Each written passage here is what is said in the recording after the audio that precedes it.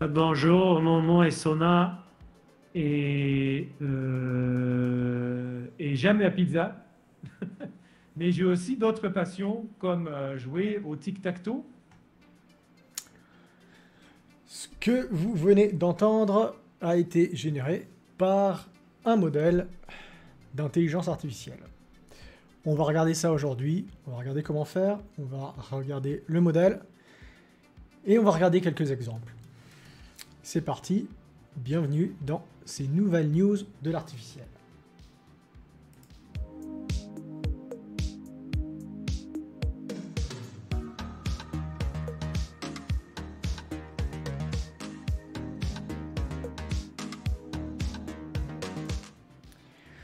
Alors, ce modèle, il s'appelle Bark.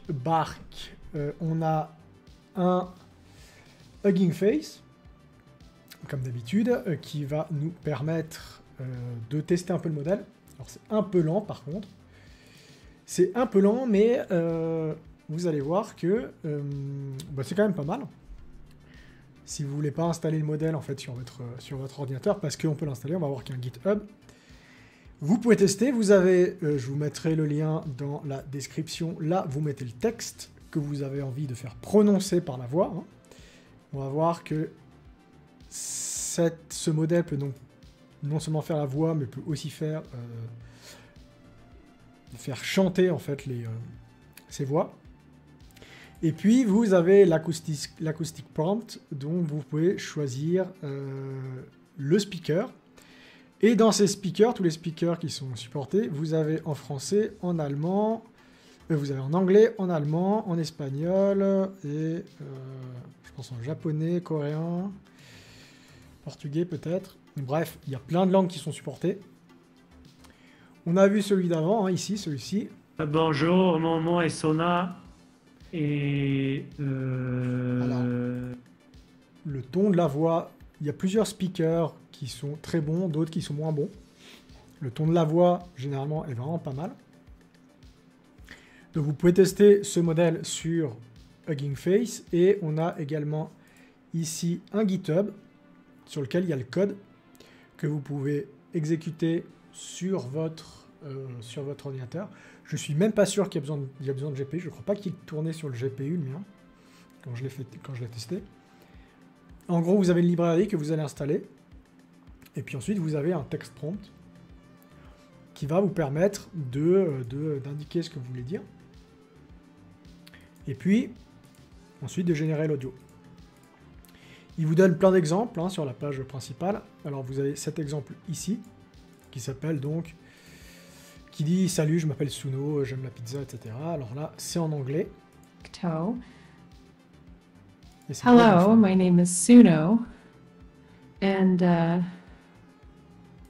I like pizza, but I also have other interests such as playing tic-tac-toe. Et vous pouvez voir que donc vous pouvez introduire des sortes d'hésitations dans la voix avec ces tirets, ou encore entrecrocher par exemple des rires. Et là par contre cet exemple-là est vraiment bluffant parce qu'on dirait vraiment une voix extrêmement réelle et qui est vraiment difficile à distinguer d'une voix réelle. Ici vous avez en espagnol la même version. Buenos días, Miguel.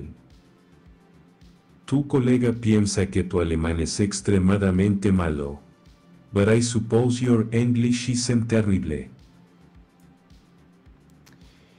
On a la musique. Si vous mettez des petites notes sur les côtés, il va interpréter ça comme le fait de devoir chanter. Donc par exemple ici, dans la jungle. In the jungle, the mighty jungle, the lion barks tonight.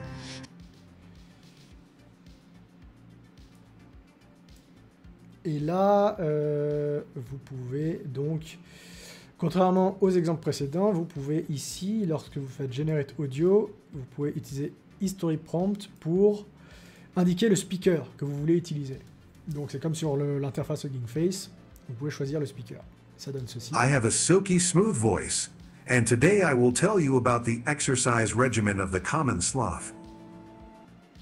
Là aussi, vraiment impressionnant, on voit pas la différence, hein, on voit difficilement la différence avec une voix naturelle. Et puis, si vous ne mettez pas le speaker, vous pouvez aussi faire un dialogue en mettant woman et man avant chaque phrase pour pouvoir faire deux voix différentes.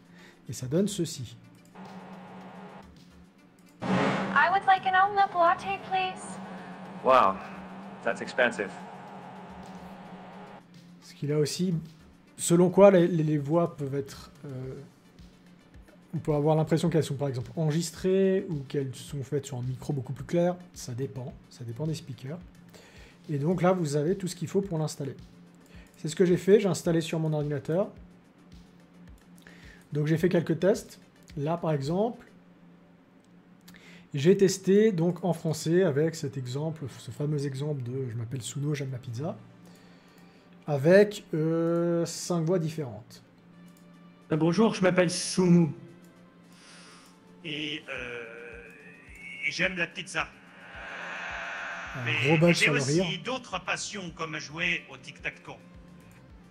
Donc voix un peu mauvaise, le rire bug ici. Bonjour, je m'appelle Suno et j'aime la pizza. J'ai aussi d'autres passions comme jouer au tic-tac-toe. Là on a un accent espagnol avec le rire, les rires par contre qui étaient super bien faits. Bonjour, je m'appelle Suno et j'aime la pizza. Mais j'ai aussi d'autres passions comme jouer au tic-tac-toe. Alors là la voix était un peu bizarre mais les rires étaient pas trop mal. Bonjour, je m'appelle Simon et j'aime la pizza. Mais j'ai aussi d'autres passions comme jouer au tic-tac-toe. Bonjour, je m'appelle... Les rires n'étaient pas présents, mais il y avait aussi un accent un peu... J'ai l'impression que c'est un peu l'accent de ma région, mais un peu bizarre. Ceci, bonjour, je m'appelle Suno et j'aime la pizza. Mais j'ai aussi d'autres passions comme jouer au tic-tac-toe. Ceci... Voix un peu bizarre. Et pas de rire non plus, mais bon, toujours assez réaliste quand même. Si on essaye avec de la musique en français. Donc, juste pour revenir un peu sur mon code source, hein, donc ça c'est ce qu'on vient de jouer. Le texte prompt, là c'est ce qu'on va jouer avec la musique, hein, donc j'ai mis les petites notes, et puis le dans la jungle, terrible jungle, le lion est mort ce soir. Puis ça on essaiera ensuite, c'est un prompt de ChatGPT. Donc si je fais celui-là, le prompt musique en français. Dans la jungle, terrible jungle, le lion est mort ce soir. Dans la jungle. Alors je pense qu'il ne connaît pas la musique en français. Donc c'est un peu une interprétation de Dans la jungle par Gainsbourg. C'est assez intéressant. Et le troisième, moi ce que j'ai fait, c'est que j'ai demandé à ChatGPT, parle-moi de toi, parle-moi un peu de toi, qui va être prononcé par un homme. Et puis j'ai mis la première phrase qui nous répond. À première vue, le modèle ne peut générer à première vue que quelques secondes pour l'instant. Donc soit il faut faire répéter le modèle avec chaque phrase. Mais j'ai testé avec des textes plus longs et ça, chaque fois c'était bloqué à quelques secondes. Et donc ça m'était rendu par ChatGPT et ça devait être prononcé par une femme. Et donc ça a donné ceci. Parle-moi un peu de toi. Bonjour, je suis ChatGPT, un modèle de langage développé par OpenAI, basé sur l'architecture GPT 3.5. Parle-moi un peu de toi. Bonjour, je suis ChatGPT, un modèle de langage développé par OpenAI, basé sur l'architecture GPT 3.5. C'est très intéressant. La voix de l'homme est beaucoup plus difficile à distinguer. C'est comme si c'était un peu un dialogue de film. C'est un peu difficile à distinguer, mais par contre, le prononcé de la phrase de ChatGPT est vraiment bluffant. Parle-moi un peu de toi. Bonjour, je suis ChatGPT, un modèle de langage développé par OpenAI, basé sur l'architecture GPT 3.5. Très intéressant. Et puis j'avais ça aussi. Je suis ChatGPT, un modèle de langage développé par OpenAI, basé sur l'architecture GPT-3. Qui est vraiment pas mal aussi, hein. J'avais juste fait cette test de cette phrase-là.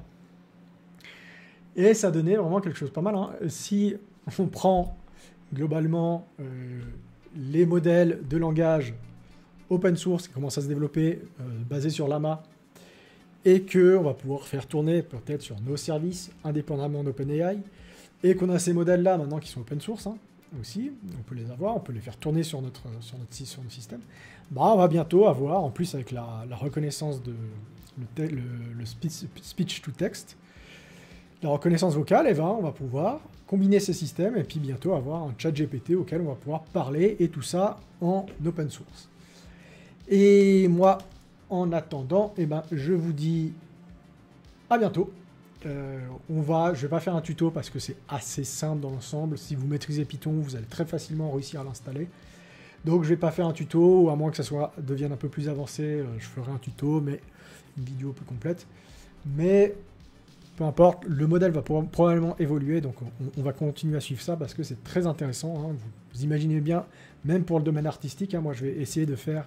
J'écris des nouvelles de science-fiction, donc je vais essayer de faire lire mes nouvelles de science-fiction par ce modèle, pour pouvoir ensuite les mettre sur Internet, combinées avec du Stable Diffusion. Ça va vraiment être pas mal. Moi, en attendant, je vous dis à la prochaine.